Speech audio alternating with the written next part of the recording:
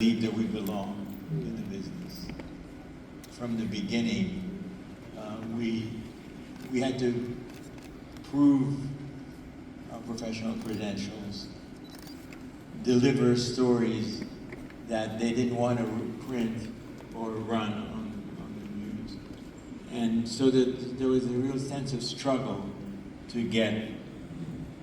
break into the business and to reach this number that we have today. Sam, I want to ask you the same thing because this is the first time you have seen it. We're at the 50th anniversary of NABJ. What is it like being in this room, getting that reaction? And same question, what do you want people to take away from this documentary? Well, I think it's camaraderie. That's one of the things, again, I came here at like 22 years old. I've met a lot of people. I just saw Linda Lockhart on there. She was just a sweet lady. She left us this year. You form friendships. So my son went to Washington University in St. Louis. I took him to Linda's house. I said, I want you to meet my son. Linda, take care of him. He's here in St. Louis. And of course, my son joined their church. Baby. I'm going to answer, I hope I've answered that question, but I would be remiss if I didn't. I think he's in the crowd here. If I didn't call out our director, James Blue, and his team. James is a longtime member, and he's somewhere out here.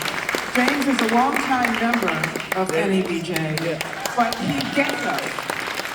He is also, I have to mention that he is up for a Peabody for another a piece that he's done for PBS. So James's vision, his orders were no narration, let us tell our own stories.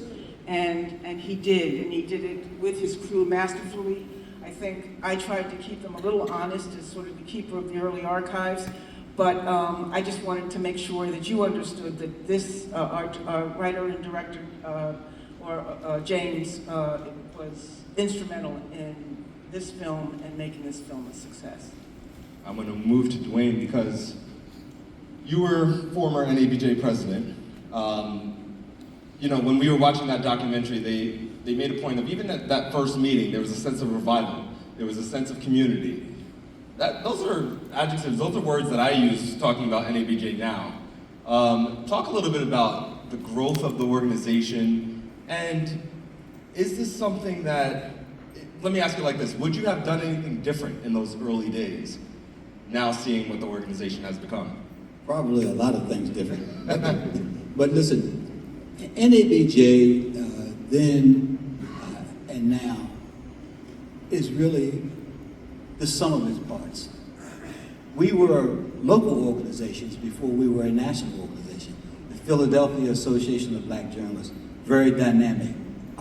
The people who came out of that organization spearheaded the creation of our national group.